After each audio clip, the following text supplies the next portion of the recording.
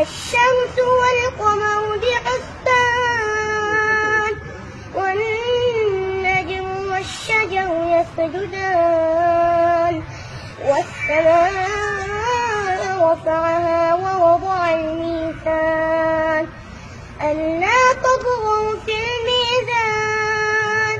وأقيموا الوزن بالقسط ولا تخسروا الميزان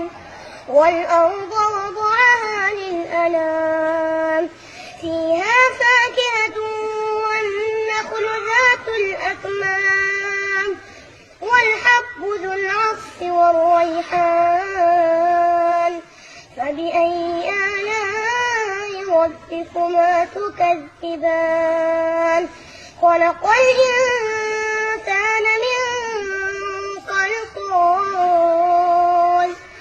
صلصال